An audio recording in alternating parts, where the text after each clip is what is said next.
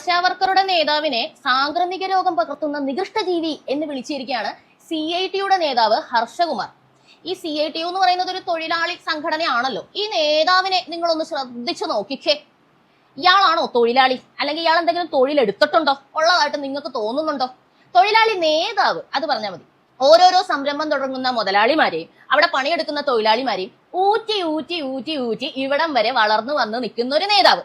ആ ആളാണ് വീടുതോറും കയറി ഇറങ്ങി പട്ടിയെ പോലെ പണിയെടുക്കുന്ന ആശാവർക്കർമാരുടെ നേതാവിനെ നികൃഷ്ടജീവിയെന്നും കീടമെന്നും ഒക്കെ പറഞ്ഞ് വിമർശിക്കുന്നത്. ഇതിലും കൂടുതൽ പറയാനുണ്ടെന്നാണ് പറയുന്നത്. അവർ പാട്ടയെടുത്ത് പിരിവ് നടത്തുന്നു, അവർ വായി തോന്നി പറയുന്നു. ഇതൊക്കെയാണ് ആശാവർക്കർമാരുടെ നേതാവിന്റെ കുറ്റമായിട്ട് ഈ ഹർഷകുമാർ പറയുന്നത്.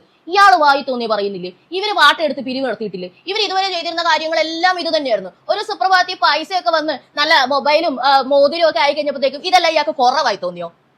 ഏത് പണിക്കാണ് ജീവിതത്തിൽ ഇങ്ങനെ പോയിട്ടുള്ളത്? പണിയെടുക്കുന്ന ആൾക്കാരെ പറയാൻ എന്ത് അവകാശമാണ് ഇവർക്കുള്ളത്? ജനങ്ങളെ, നിങ്ങളാണ് ഇനി ചിന്തിക്കേണ്ടത്. തൊഴിലാളികളുടെ ക്ഷേമത്തിന് എന്നും പറഞ്ഞ് രൂപപ്പെട്ട് വളർന്നു വന്ന് ഇന്ന് ഭരണത്തിൽ എത്തി നിൽക്കുന്ന ഒരു പാർട്ടിയുടെ തൊഴിലാളി സംഘടനയുടെ നേതാവിന്റെ വായിൽ നിന്ന് വന്ന വാക്കുകളാണിത്. ഒരു സാധാരണക്കാരന് വേണ്ടിയുമല്ല ഇവർ നിലകൊള്ളുന്നത് എന്നത് ഇതിൽ നിന്ന് തന്നെ വ്യക്തമാണ്. ഇനിയും ഇവരെ പോലുള്ളവരുടെ കയ്യിൽ കേരളത്തിന്റെ ഭരണചക്രം കൊണ്ടുപോയി ഏൽപ്പിക്കണം. നിങ്ങൾ തന്നെ പറയും.